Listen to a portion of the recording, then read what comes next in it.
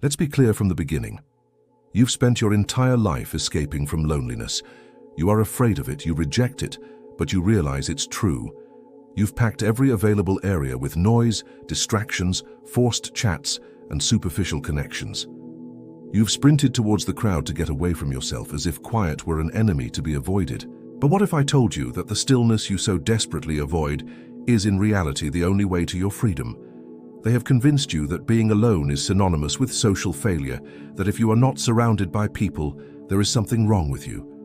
But how many times have you felt more alone than ever while surrounded by crowds? How many times have you felt that deep emptiness, that awful alienation from your own existence in the midst of the noise?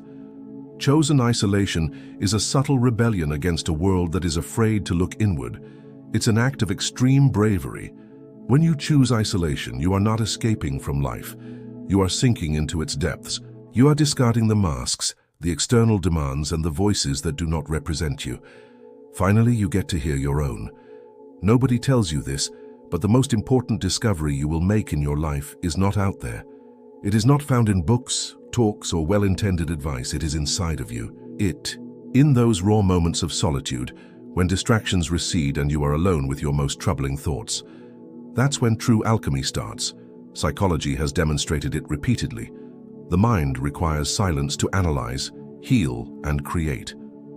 Surrendering to isolation activates your brain's innermost functions. Creativity flourishes.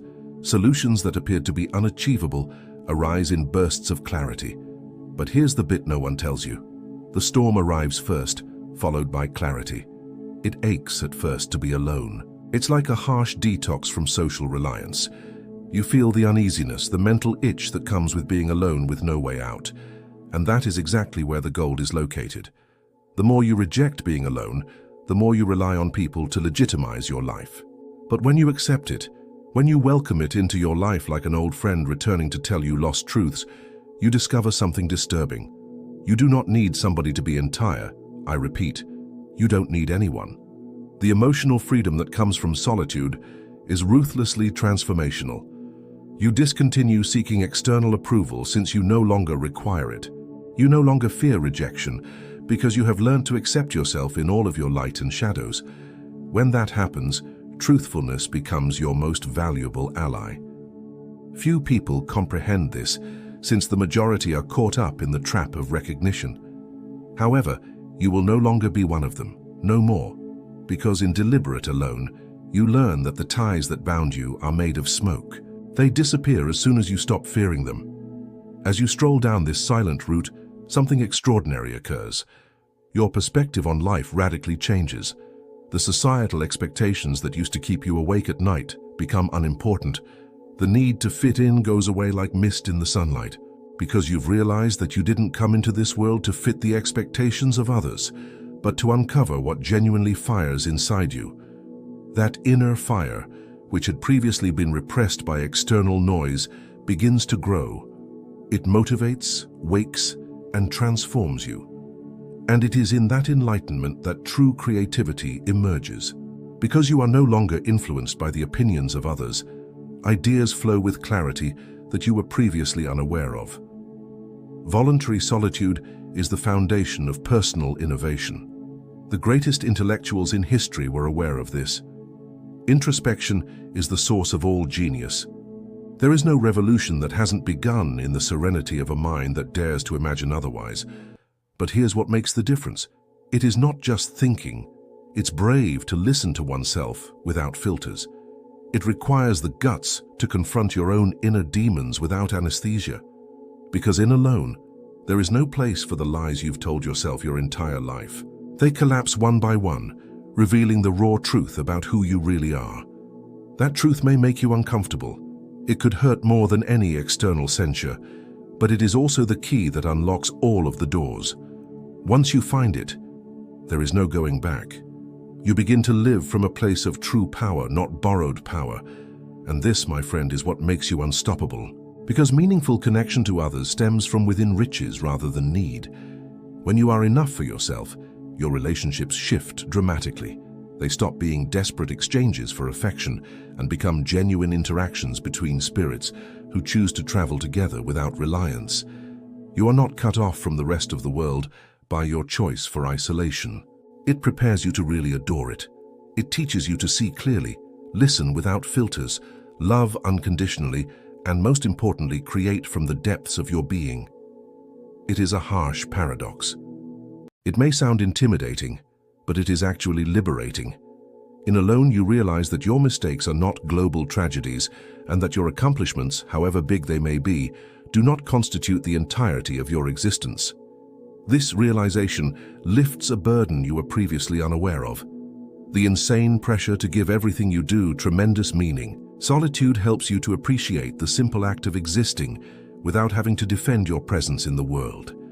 And ironically, by embracing your insignificance, you become immense within. You overcome your fear of failure by understanding that, in the end, life is not an exam with unseen judges, but rather an experience to be lived fully, without the burden of unreasonable expectations. But we're not done yet. There's an even deeper, nearly forbidden secret revealed in the darkest periods of loneliness: communion with time. When you're surrounded by noise, time might feel like a dictator. It follows you, tightens, and accelerates you. But in intentional alone, time changes texture, expands, and becomes pliable. You learn that time does not consume you. Rather, you waste it by filling every second with meaningless activity. In isolation, you reclaim control of your time. Time becomes a silent partner, allowing you to progress at your own speed, free of the tyranny of immediacy that consumes everything around you. Do you see where I am going you? I'm leading you to a location where you'll realize that solitude is not a prison, but a workshop. It is not a punishment, but an opportunity. It is not an emptiness, but rather a fullness that can only be felt when you let go of the urge to be seen, accepted, or validated by others. And from here I can tell you that your perspective on life will alter forever. You will learn to enjoy the slowness of reflection, to savor the depth of uninterrupted ideas, and to prioritize the quality of a few true interactions over the quantity of superficial connections. Solitude, when embraced with courage, restores control over your only life. So how many more days will you let your dread of silence prevent you from listening to yourself? How many more hours will you waste in talks that don't satisfy you, in company that doesn't understand you, and in noises that just serve to anesthetize? The response does not have to be immediate, but when it does, let it be yours alone, not those of others or external voices. Because in the echo of solitude, only one voice matters: yours.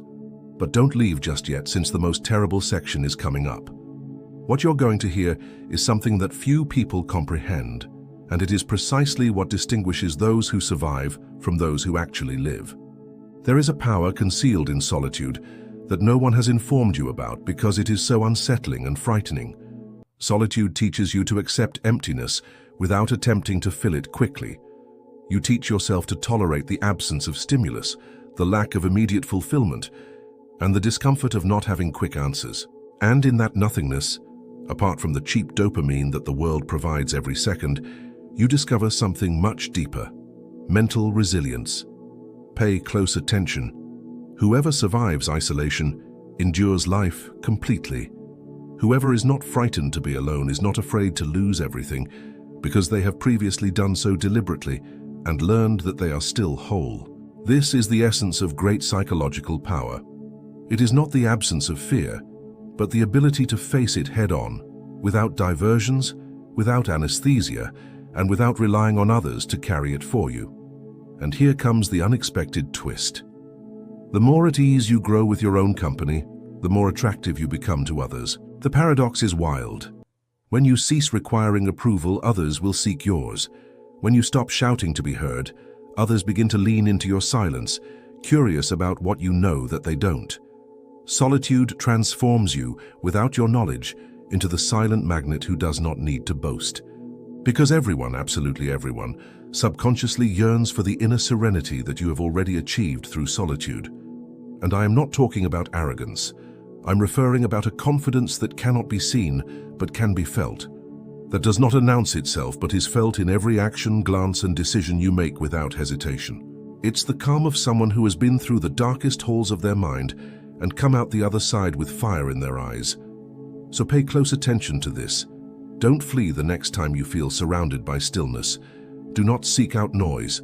Do not open the app. Do not call anyone. Don't fill in the gaps. Stay there. Stay in that uncomfortable area for a bit longer.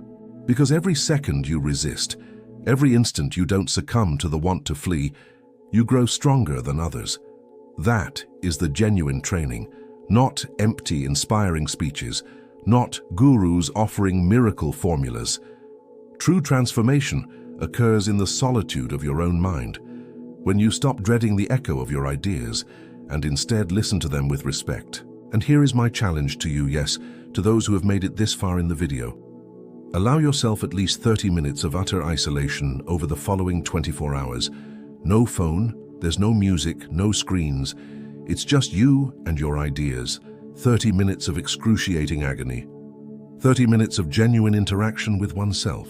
I warn you that it will be uncomfortable, possibly even unbearable. However, it will be the first step towards being your most powerful self. By removing yourself from the cacophony, you may connect more deeply with life. Retreating into stillness allows you to hear the purest rhythms of your existence. By closing the door to the outside world, you create windows into your inner world. And you realize that choosing solitude is a privilege, not a punishment. It is a refuge where you can reconstruct yourself piece by piece without haste, pressure, or masks. It's the hallowed zone when the most true version of yourself emerges, strong and unapologetic. Stop misleading yourself.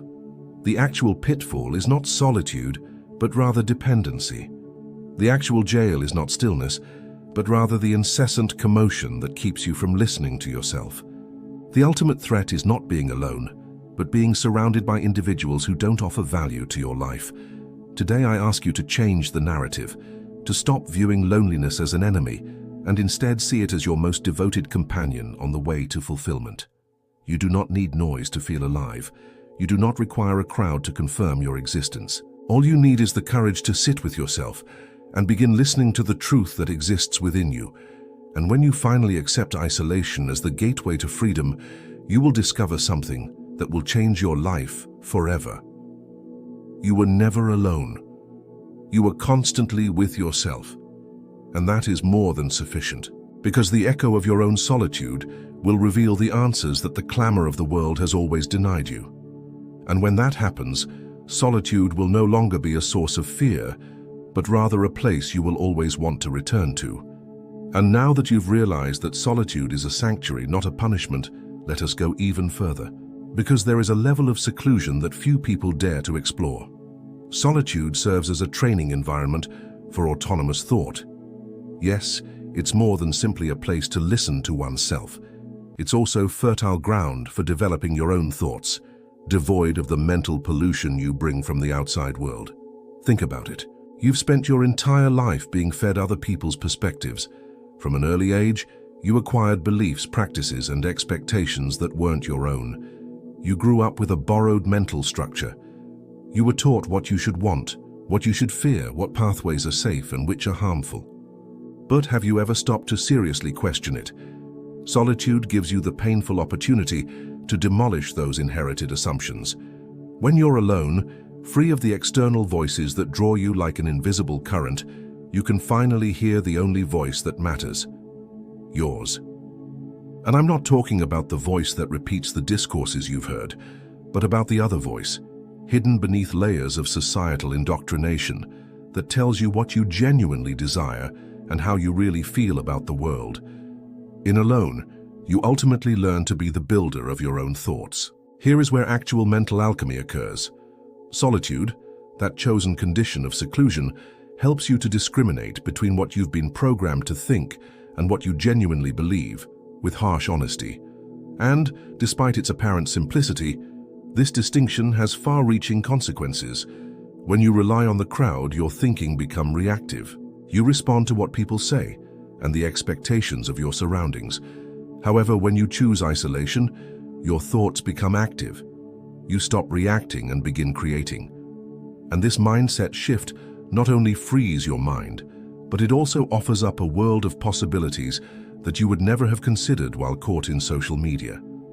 In truth, This is the real silent revolution. Thinking for yourself leads to living for yourself. Decisions that formerly seemed hard to make have become evident. The doubts that had paralyzed you have lost their force, because you no longer consult the masses to determine whether a path is correct. You make the decision yourself, with the unquestioned authority that comes from thorough study. And believe me, there is no greater power in this world than the belief formed in the privacy of your own mind. However, there is something deeper. Chosen solitude is also a harsh mirror that compels you to confront your existential anxieties. Not the petty anxieties you use to distract yourself, but the genuine ones. The anxiety of not being sufficient, fear of failing horribly, the dread of leaving no trace.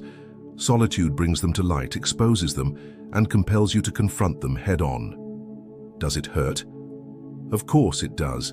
It's a necessary pain, just like tearing a muscle to develop stronger. However, via the hard process of confrontation, you recover, cease being a slave to your secret anxieties, and become their master. And this is when solitude goes beyond simple reflection to form an unshakable personality. Because only by confronting your demons in quiet, without witnesses, masks, or escape, can you look the world in the eye without turning away. Now let's delve even deeper. Solitude also permits you to experiment with a concept that you would normally avoid: cosmic insignificance. Yes, the uncomfortable truth that, in the larger scheme of things, we are a minuscule particle traveling across time and space. When you're finished, return to this video and tell me about it in the comments. Write a single phrase: "I have listened to my true echo." That's when I'll realize you're not like the others, that you do not run away, you dare to look inside. Subscribe before you leave. Avoid inflating numbers. Avoid feeding empty algorithms. However, we must continue to walk this unpleasant journey together. Yes, but vitally important for mental and emotional autonomy. I promise you something. This trip has barely begun. You will not find easy answers here. We'll look at the most important questions, the questions that others are afraid to ask, those whom others prefer to ignore. So subscribe and click the bell, not so I can track you down, but so you don't miss a single step on this brutally honest road to your own liberation. Because you've traveled this far, it's no accident. It's because something deep within you understands it. It's time to break free from the unseen bonds that have bound you. Now, to bring this circle of fire to a close, I'd like to leave you with a vision that will stay with you. Imagine for a second that the entire world goes silent, that external voices fade away, those expectations dissipate, that criticism and acclaim fade into a faraway echo. Imagine complete silence. Do you know what is left? It's you. It's just you. And if you feel at peace in that moment, you'll have comprehended everything this video was trying to say. See you in the future video. But don't worry if you forget about me, because I came here to remind you of yourself, not of me. I disappear, for now, but you keep the light going.